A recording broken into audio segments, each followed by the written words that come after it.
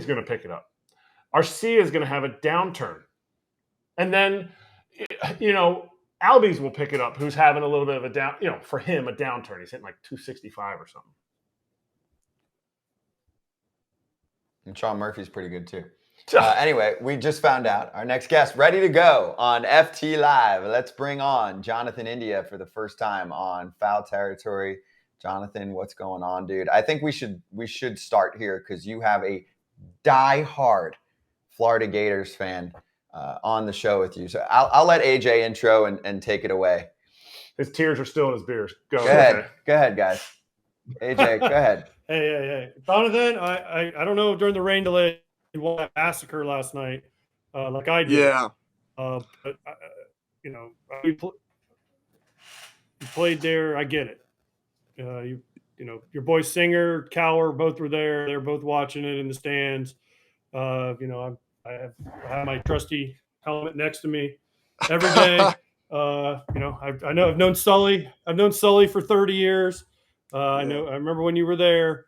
So what was Sully? What do you think Sully said to the team after that loss last night? I don't know, man. That was a tough one. I thought, after the game they had a couple of days ago, I thought they were going to come out even hotter. But I don't know. That was a tough loss. I don't know. I think they just wasted all their runs on that day. They came out too hot on the second game. But yeah, Sully's probably, Sully, he gets a little mad and tries to fire their guys out, but I don't know. That was just not a good game, but the good run for them. True. So now let's get back to the Reds. We've mourned together. We've cried together now after last night's game. So let's go back to the Reds. What's it like? Because you've been through the shit. Let's admit, you've been through the shit, right? The bad years and now the rebuild, and here you guys are playing great. So talk us through it. Yeah, I mean, it's just a different level of baseball we're playing. We have a different team than the past two teams. It's just, we're young, energetic. We have a lot of passion. We're mentally, everyone's locked in. We're all competing and we all want to win. So when you have that same mindset, I mean, you've played for a long time. When you have a team with one goal and one mindset and everyone buys in, it's like, something special really happens. And with the energy we bring every day, it's a good team, man. It's a scary team too. Is it you though? Is it you that drives this boat? Is it you that is pushing that? Because I read some quotes from spring training. You said everyone needs to be the same mindset. We didn't have this mindset last year, right? But we need to have this mindset no matter what the outcome. And then the part that I thought I love, you just said it. You need to play with an edge, but the part that you said, play with too much emotion. So what if you make people mad? So is this you? Is this you? I mean, not saying you're stepping on Votto's toes or anything like that, but is this your mindset that you're trying to instill in the guys? Yeah, I in spring training, I got there early this year, and I wanted to build, a core group of guys with that mindset and let them feed off the rest of the team, and it's working. So I think a lot of the younger guys are buying in, and they love the way they see the older guys playing, and it's just, it's all one mindset now, and we're playing with a lot of passion, and it's just, and you feel it, you feel it when you step in the locker room every day. You get to feel that everyone's excited, everyone's wanting to be on that field and compete, and there's no team that scares us. So it's like we want to compete and give it all we got every day on that field. It's easy to say that, but have there been people that you've been like, dude, have you been calling people out like you're not on board, or you're like, or telling people who make decisions like, nah, like this guy's not on board. He either needs to step up or he needs to get out, whether he's a good player or he's not a good player. Have you had to step up and do that? No, I mean, I haven't said no, I feel like every team that we bring in is on board. They can feel the energy right away. The guys we call from AAA, they feel it. It's kind of like an intimidating factor when they step in our locker and they're like, oh wow, this is serious. These guys are competing, but we're also enjoying it. We're not all seriousness. We're enjoying it. So no, everyone's buying in, and it's special to see. And you hear rookies going like, Jonathan's been a huge help. He's a big leader. I think that's important. We interview multiple players on this show every day, and sometimes we'll ask, like, who's the leader in the clubhouse? Sometimes you get like auto answer right away, 1, 2, 3 guys, whatever. And sometimes you get answers from some guys that are just like, oh, everyone, or it's just a mix, or we don't have one. And usually we look at each other like, and they suck. I don't know. I mean, throw somebody out there. Geez, even if you want to give multiple candidates because you want to be political about it. Do you feel like it is important to be able to name some names where you're like, yo, go to him about that. See what he thinks.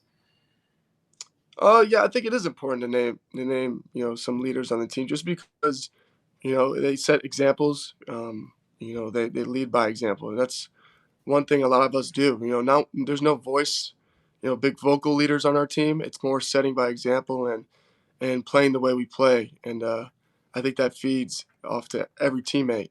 But yeah, I think it is good to talk to like Joey. Joey's a big time, obviously, leader in our team just because of who he is and the way he plays still. And you see, he just got back from his injury, and it's like he never missed 10 months. He just gets right back into it. And he's always there for us. So, that's a big time leader for us on our team as well. What about you? We had Kirk Herbstreit on here. I mean, he went to battle for you on Twitter, on our show. I mean, he loves you. So you owe him dinner. Yeah, you owe him not only dinner, you owe him a lot of case of wine too. Case of wine. Give me some college game day passes to Florida, and then I'll take him to dinner. Yeah, but, only if I get to go with you. Yeah, that'd be sick. That'd be fun, huh? Yeah, no, I mean, I just do what I have to do to play the game I know how to play. I come in every day prepared, with energy, being a good teammate, and and having the will to win every day. I just come up with that same mindset, and I think it feeds off to the guys. If guys have said, "Oh, he's our leader, he's our captain," I don't think of myself like that. I don't label myself as that. I just come in every day to compete and lead by example. I don't really say much. I lead by example and do my thing. All right. So obviously we got to talk about Elly as a player. I don't really care about Elly as a player. I want to know what Elly is like on the bus. Has he been in the front of the bus on the mic singing a song? I mean, what do you guys do in the front of the mic, in front of the bus? Yeah. We've had him. We've had him up there. He was singing in Spanish. He doesn't really know much English, so we had to get him. We got to teach him some English. He actually rapped a full song in Spanish, no phone, so that was pretty sick. He just put the beat on and rapped the whole song. So we were pretty impressed. We were like, all right, next time tell us a story in English. Like, just learn, figure it out. And we don't care if you look like a fool, just do it. And he was like, okay, I'll try. But it was actually pretty impressive, And you could tell that, he's 21, but he has so much confidence. And you could tell by the way he is off the field, which, I love. That's how you have to play this game, with confidence. It's the only way to be really good at this game. So, yeah, it is pretty cool to see how a 21-year-old like that is able to stand in front of a bus, doesn't know English, and, doesn't get nervous. It's just a pretty cool seat. Did you make him go sit in the baño, or was it was good enough? I didn't do it. It was like, Joey doesn't really do it. It's Luke Maley's the mic guy for us. Okay. He's a great mic guy. Mic guy. But yeah, it was pretty funny. He didn't make him sit in the baño. Are there other rookies that got to sit in the baño? He actually, out of all the rookies, was like almost the best because he rapped the full song without even looking at a phone. So we were like, okay, well, we didn't know what you just said, but at least you did it. Some of the other rookies you get nervous and we just go tell them to sit in the bathroom. Yep, fair. Love that. Jonathan, if you and Elly De La Cruz got into a race, how because you're quick, how far would he beat you by? And you worked on your sprint speed this year. And how many less steps would it take for him to get from A to B than you? Yeah, no, he's just, his strides are, incredible. I don't have that. Maybe I got him off the jump. I'll get him off the jump like a couple steps, but then it's not even close after that. He's beaten me by at least, I don't even know, a lot. He's the fastest human I've ever seen on a baseball field. Is there any possible situation where you would beat him? Like if there's like a food you're running for, that you're like, I'm getting this, or something you're running away from. I don't know. I just no think he's physically just faster than me. Even if I had the will to try to beat him, I think he's just gifted physically. He could probably backpedal and beat most guys on our team. He's that fast. If he carried like a medicine ball under each arm or something, and he was just like, Yeah, I would beat him. I'd beat him with that. okay, that's fair. So you're close. I'd tell him put a weighted vest on or something, or ankle weights. Right. It's like, how much weight does Elly need to be like holding or consuming for you to be able to beat him or others to be able to beat him in a race, right? 5-pound dumbbells? I don't know. What's his BP like? Is he putting on a show for everyone? Is it easy? Because you said like he's confident. He's got a big personality. Is he playing to the crowd? So we're not even in the same BP group. I'm in the first group. He hits in the second group. So I'm taking my ground balls. I don't really see much of his BP, but I saw it a couple days ago, and he's actually, doesn't really swing hard. He just hits ground balls. And then I think the last round they said, I haven't seen his last one, but they say he goes deep in the last round. He hits him like way out of the stadium. So you're I'm allowed. gonna stay on one of these days and check it out. Veteran move. See, Kratz doesn't know about that group one, then you go in. See, that's the veteran group one, move. you go in. Yeah, Group one and then in. What Shag? Group one and you're out. Yeah, Shag. Whoa. What? Shag. Wait, huh? Wait, Whoa. Shag? You gotta get The ready for one the day game. a week. The one day a week I would start. I would hit in group one, and then It I'd was in go the in. cage though. It was in the But wait. cage because it was Sunday. It was definitely inside. Sometimes we'd hit, but I knew about the group of broken dreams. Group 3 is a group of broken dreams.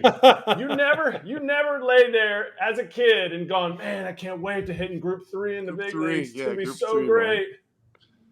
Yeah, that's not the best group. You get the worst BP thrower, Yep. You get like the intern Who's bullpen guy. trying it out. Yeah.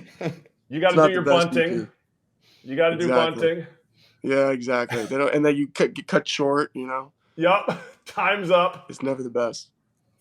No baseballs left because India hit them all out into the bleachers. Yeah, the first group usually takes the whole time up too. 22 minutes. Supposed to be 15-minute rounds. First group's out there. It's funny. Just working on some stuff. Exactly. Selfish. Jonathan, what's the last few weeks been like after you guys went on that run? Have you met anybody? Has there been any famous people from Cincinnati area? I don't know, Todd Frazier maybe that's shown up out of the blue. They're like, hey, look at me, man. I'm a Reds fan now. Todd comes out at the ballpark quite a bit. I actually saw him on this trip. He's here. He's on our trip here. See? See? Look at him. He's a Reds fan now. Yeah. Bandwagon. But yeah, we've been getting a lot of love. We've been getting a lot of love from, Kirk Herbstreit was actually sitting like first row in our game. That Braves series was packed. There's probably some famous people there I didn't see, but we're just getting a lot of love on Instagram, the whole social media network and everything. Joe Burrow has been coming to our games a lot. It's been good though. It's been pretty fun. We're trying to stay away from all that noise and just play our game and stay true to ourselves. Didn't he take BP with you guys? He rakes, doesn't he? He did. He had a couple out. Yeah, like his swing was decent. It wasn't decent swing. Yeah, he wasn't hitting the game obviously, but he had a good BP swing. He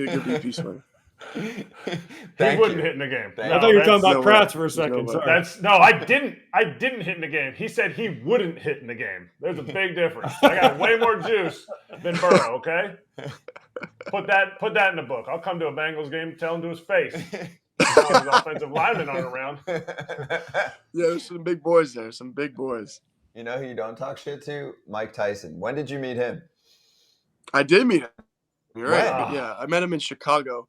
That's so cool. In the off season at a signing. We had a signing together, and he was an awesome guy. Like down to earth, super nice. He knew who I was. It was pretty weird. I introduced myself and everything, and he knew who I was. He was like, "Oh yeah, you're the Reds player, man." Like, I've just watched you play a couple times. I guess he likes baseball. It was a pretty cool experience though, and he had a lot of people around him. So we had a short, little, quick conversation, and did our signings. But it was an honor to meet that guy. He's the best boxer in the world. It's just he's an animal, honestly.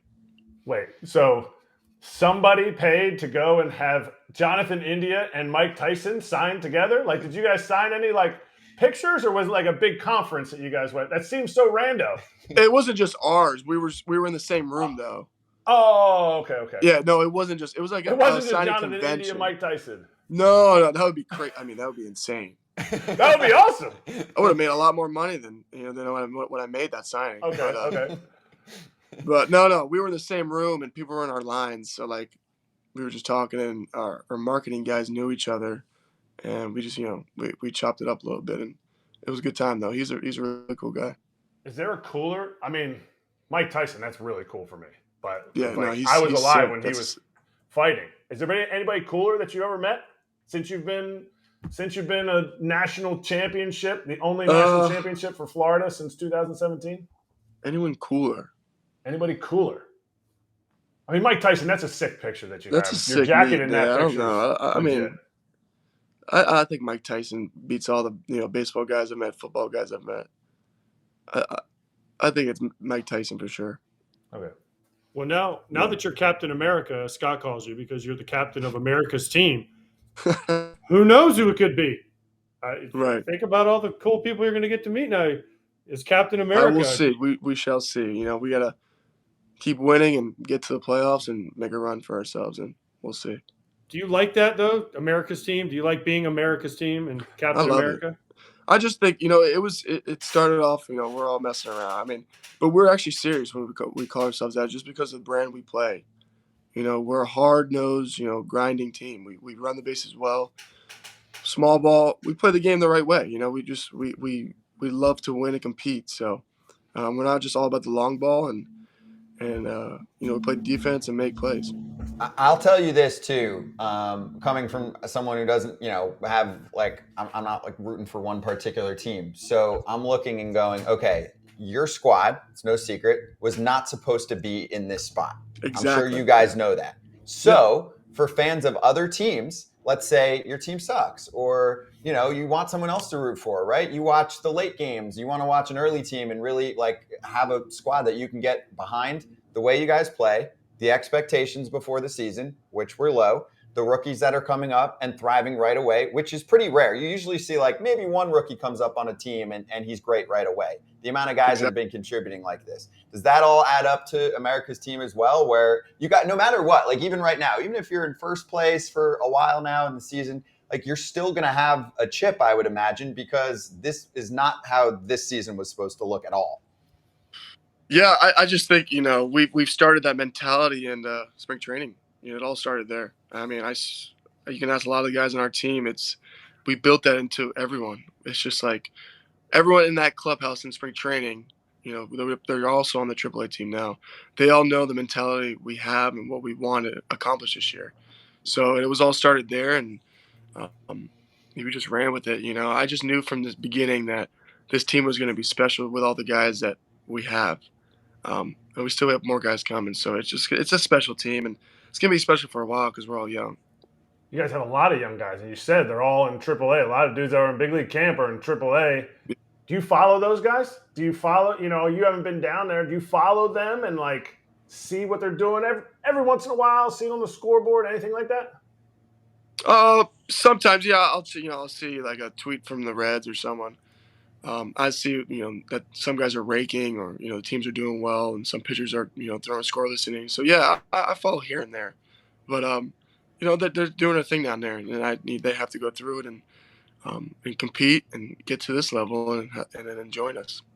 Question from a fan in the chat that we've got going here. Taylor says, who actually came up with America's team? That's still pretty unclear. It was a fan, right? Weren't fans yelling it out in the stands? No, it was, be honest, it was Will Myers. I thought it was Luke Maley, but it was Will Myers 3 weeks ago. He was like, guys, I mean, he was in the dugout, and he was just like, guys, this is America's team. You guys play so hard, because he was hurt, I think, at the time. And Luke Maley just started running with it, and it was hilarious. He just started saying it nonstop.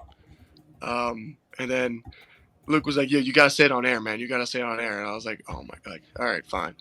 And I said 15 times in one interview, and it just blew up. And, that was the one with McLean, right? Was it the one with you and Matt McLean? Yep. Because McLean's going, and this is Captain America. Yeah, and then that blew up. I was like, why would you say that? That's perfect. I love that. I love it. It was fun. It was good. It was a good mix, so we enjoyed it. You guys should. Your infectiousness, I would encourage you, don't let that infectious, team bond that you guys have, don't let anybody in the media squash that. Like, you guys be you, and if it like boils over, that's why I wrote down that quote: "Play with too much emotion, even if you guys offend people. So what? Like, No doubt. it's your team. Like, too many times in baseball, like baseball wants to like put you guys in a box and be like, well, you guys are good. Now you guys have to act like Right. you're the best team. Screw that, man. Like, you guys be you.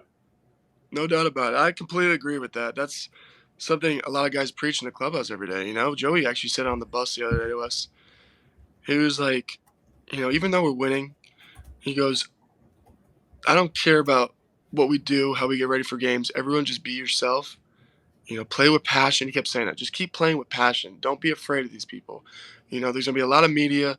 Don't be afraid. Don't hide. Be yourselves. You know, out in the open and keep going. Like, so I agree with that 100%.